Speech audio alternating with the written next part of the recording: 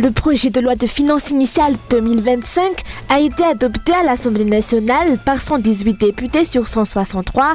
Pour les députés de l'opposition, le PLFI 2025 ne répond pas aux attentes des citoyens et requiert de nombreuses améliorations.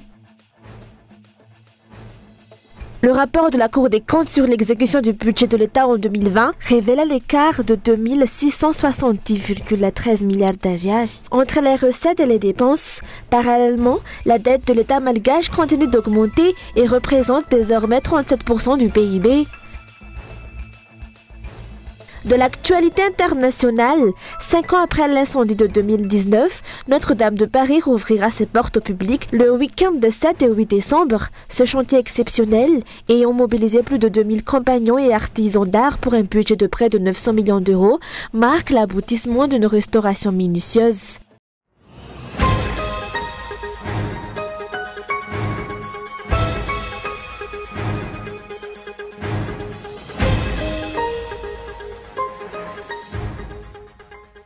Le projet de loi de finances 2025 a été adopté à l'Assemblée nationale au terme de plus de 2 jours d'examen en commission. Sur 163 députés, 118 ont voté en faveur de ce texte. Le fait qu'il a failli ne pas avoir de débat sur ce projet de loi a suscité des tensions entre les députés proches du régime et ceux de l'opposition. Ces derniers estiment que le PLF 2025 ne répond pas aux attentes des citoyens et qu'il requiert de nombreuses améliorations. Tout d'abord, en ce qui concerne l'énergie, vous avez augmenté le budget de ce secteur à 1331 milliards d'ariars, ce qui ne représente que 1,5% du budget total. Dans d'autres pays, le budget alloué à l'énergie avoisine plutôt les 5 à 6%. Vous avez également porté le budget de l'eau à 100 milliards d'ariars, mais cela ne constitue que 0,67% des dépenses globales, alors même que les citoyens souffrent, devant faire la queue avec des bidons jaunes pour obtenir de l'eau. Ce n'est ni une véritable augmentation, ni un développement tangible. Nous nous retrouverons ici, que ce soit pour la loi de finances rectificative ou pour l'adoption d'autres lois, nous les députés, et vous les responsables, espérons que vous serez toujours là, Madame la Ministre. Nous verrons alors si les problèmes liés à l'eau seront résolus.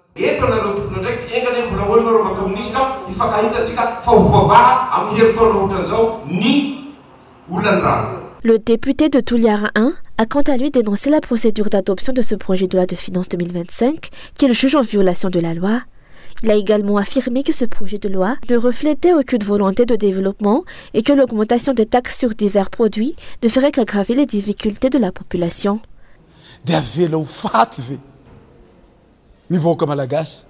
Allons-nous laisser la population malgache souffrir davantage? N'oublions pas que des taxes ont été imposées sur des produits et matériels nécessaires au quotidien, tels que le sucre, le savon, les tracteurs, les fournitures scolaires, et même les laptops. Ces mesures vont directement affecter le quotidien des citoyens.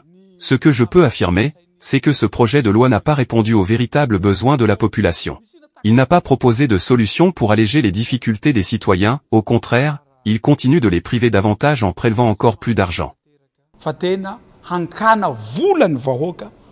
Pour rappel, le projet de loi présenté aux députés se divise en 5 grandes parties. La partie économique, la partie relative aux recettes fiscales intérieures, la partie concernant les recettes douanières, la partie consacrée aux dépenses pour 2025 et enfin la partie relative à l'équilibre général du budget.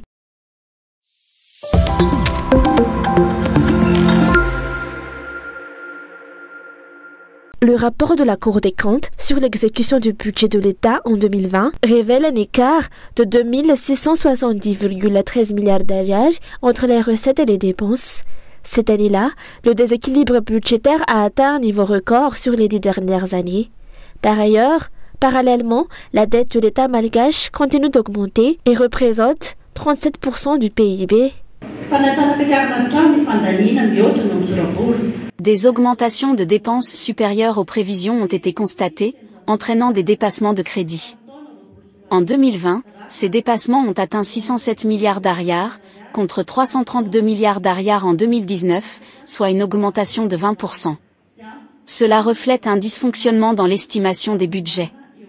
En ce qui concerne la dette publique, celle-ci n'a cessé de croître, atteignant 13 900 milliards d'ariars en 2020, soit une augmentation de 24% par rapport à 2019. Il s'agit de la plus forte augmentation enregistrée entre 2016 et 2020.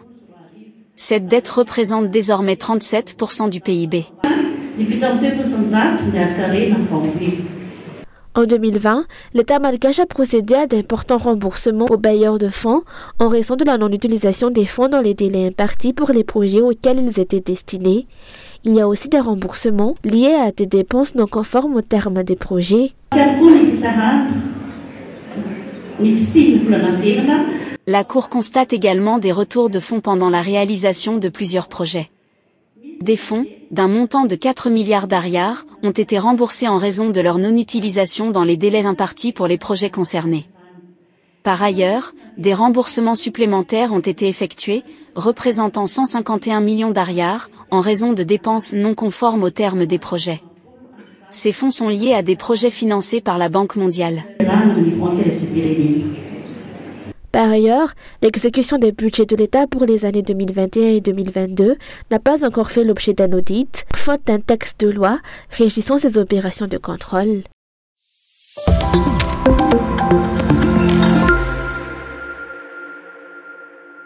Des milliards d'ariars de fonds publics ont été engloutis dans un projet de construction d'autoroute non prioritaire, a déploré le politicien Laurent Marson.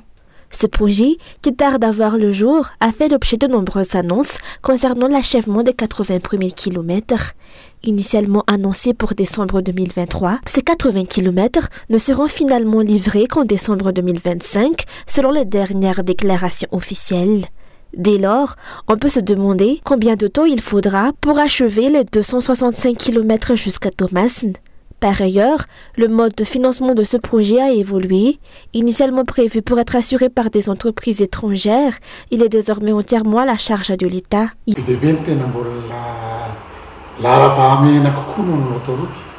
De nombreuses autres priorités devraient passer avant la construction de l'autoroute. Pourtant, les autorités persistent à s'entêter dans ce projet, y allouant des sommes astronomiques. D'après les données à ma disposition, 611 milliards d'ariars ont été prélevés sur le trésor public pour ce chantier, alors qu'il avait été initialement annoncé que l'État n'y contribuerait pas financièrement. Selon les accords conclus, des entreprises étrangères devaient assurer le financement intégral de sa réalisation.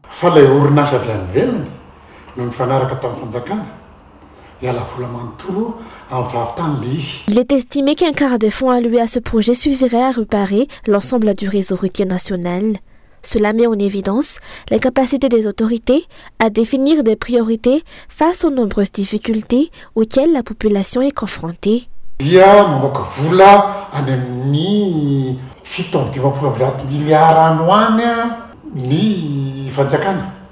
Les autorités vont débloquer environ 157 milliards d'ariars pour réparer les routes nationales endommagées. On peut alors légitimement se demander pourquoi les fonds destinés à l'autoroute ne sont pas réorientés vers cette priorité plus urgente. Cela illustre, selon nous, une gestion défaillante des ressources publiques. Pire encore, cela semble être un choix délibéré. Personne ne s'oppose à l'idée d'une autoroute, c'est une bonne chose, surtout si son financement est assuré par le secteur privé, mais ce n'est pas la priorité actuelle. Toutefois, il est essentiel que cela se fasse dans le respect des lois et des accords établis avec l'État.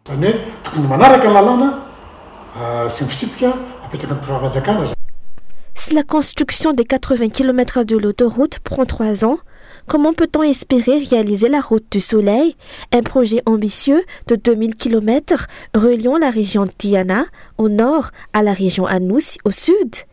Il est devenu courant de mobiliser les citoyens et multiplier les discours autour de cette autoroute chaque fois que les tensions sociales deviennent trop fortes afin de donner l'impression que le gouvernement agit. Cependant, les résultats concrets restent très peu perceptibles. Ce sont surtout des opérations de communication et des mises en scène en grande pompe qui masquent les échecs, à l'instar de ce qui se passe avec le secteur de l'énergie.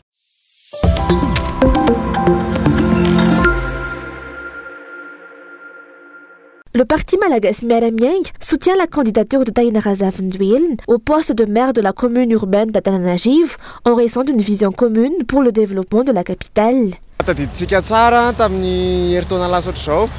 Il y a un an, le parti malagasy Miaramyang, le parti Titanjazan, ainsi que d'autres partis se sont unis pour revendiquer la justice et le respect de la loi dans notre pays.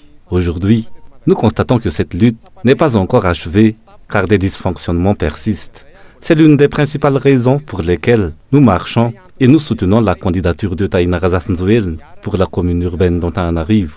Au-delà de cette motivation politique, nous partageons une vision commune, donner la priorité aux travaux durables pour Antananarivo. Nous sommes convaincus que pour se développer, il faut investir dans le capital humain et la meilleure façon d'y parvenir passe par la création d'emplois.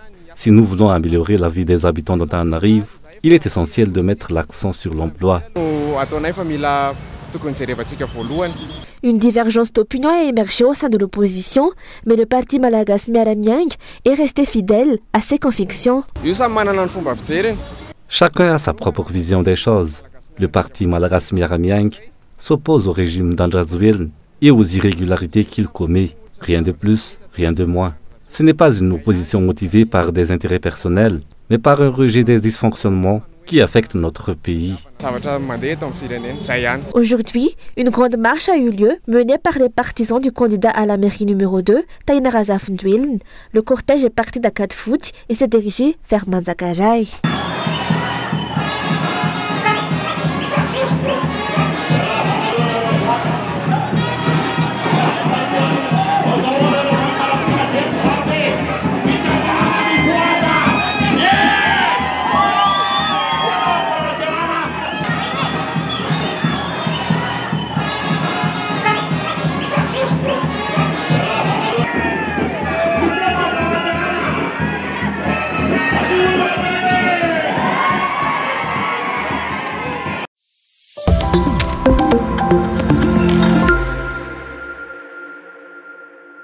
Le bilan de l'accident de la route survenu jeudi dernier lorsqu'un carandal de la compagnie Transmaïf a fait une sortie de route en raison d'une crue sur le pont à la sortie de Bétchouk s'est alourdi à 10 morts et des disparus sont toujours recherchés. Les survivants ont été transférés à Ilakak aujourd'hui, tandis que le rapatriement des corps des défunts est en attente d'organisation. Ce n'est pas la première fois qu'un tel accident se produit à Bétchouk. Face à cette situation, les habitants demandent à l'État de réhabiliter cette portion de la route nationale 13 reliant Bétchouk à Ilakak. Nous, habitants du Sud, demandons la réhabilitation urgente de cette route, car nous sommes confrontés à de réelles difficultés. Vous avez ce qui vient d'arriver. Nous l'avons élu pour qu'il initie la réparation de cette route. Nous insistons sur la nécessité de réhabiliter cette route sans plus tarder.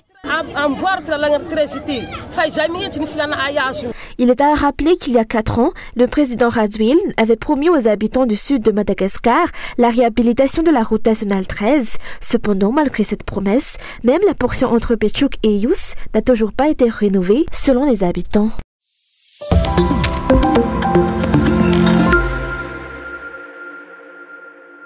Il faut étendre les formations destinées aux professionnels de tourisme à l'ensemble du territoire national.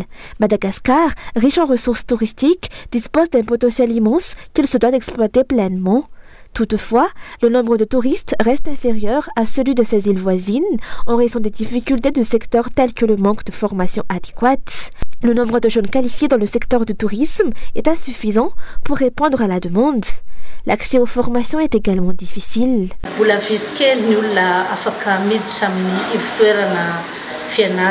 Très peu de personnes ont la possibilité d'intégrer les centres de formation en tourisme, en raison de divers facteurs tels que le manque de financement et les places limitées. Dans certaines régions, il n'y a pas de centre de formation en tourisme, hôtellerie et restauration. Dans cette optique, un atelier de formation a été organisé réunissant tous les acteurs du secteur du tourisme à Madagascar. Il s'agit du premier événement de ce type depuis 2015. 3 problématiques à résoudre ont été fixées lors de cet atelier. Comment offrir les meilleurs services aux 1 million de touristes que nous attendons dans 3 ans? C'est la question principale.